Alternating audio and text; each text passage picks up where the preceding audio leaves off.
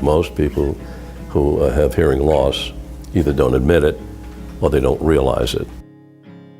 So it took me a long time to get on the trolley and realize I need to try to do something about this hearing, because it's probably more difficult for other people than it is for me, because they recognize I'm not hearing everything. You miss a word, you miss the point. The Presbyterian Board of Governors Cochlear Implant Center of Excellence at GBMC has touched the lives of people from all walks of life, extending well beyond the Baltimore area. I had the pleasure of sitting down with Robert Pullo at his office in York, Pennsylvania.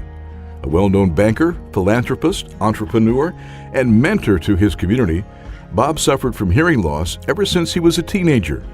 However, even with the assistance of hearing aids, his problems became progressively worse, eventually forcing him to step aside from the work he cherished so dearly.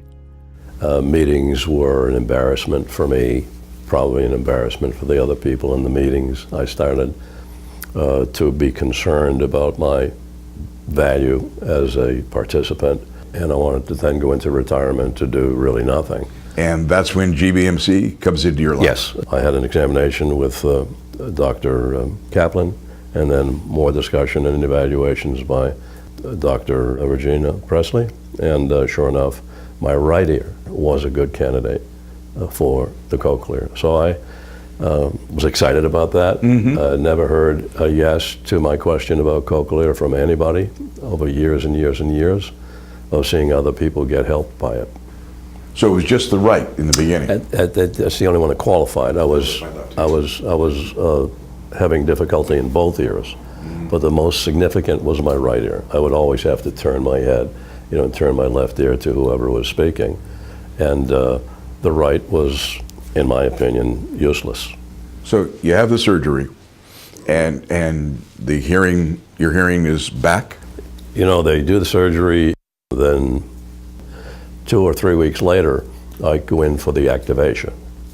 And my wife comes with me, and because she's the most impacted by all of this, she has to put up with me. The actual activation was so uplifting. I mean, she turned it on, and my gosh, I could hear the air conditioner. And then when they began to talk, I could hear the voices clearly, the words clearly, and the smile was ear to ear for me to realize that this was a success. My immediate thought was, let's go do the left one. Let's do the other one. When you get your hearing back in the right ear, it's a miracle. When you have the second surgery and you get it back in the left ear, is that a miracle as well? That's a double miracle. That changed my life. It changed my life. As much as the first miracle could make me hear better, the miracle of the second ear was it made me hear normal. There aren't enough words for me to explain how perfect this is for me. Now, I may miss a word still here and there, but for me it's perfect because I missed so much. Do you remember hearing your grandchildren for the first time after the cochlear implant?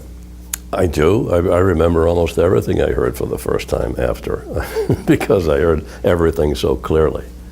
On the opposite side of that is what I remember hearing that I didn't like hearing, that I knew I was somebody that just had to be tolerated. And that is a little grandson walking me down to the pier on the water in my home in Maryland.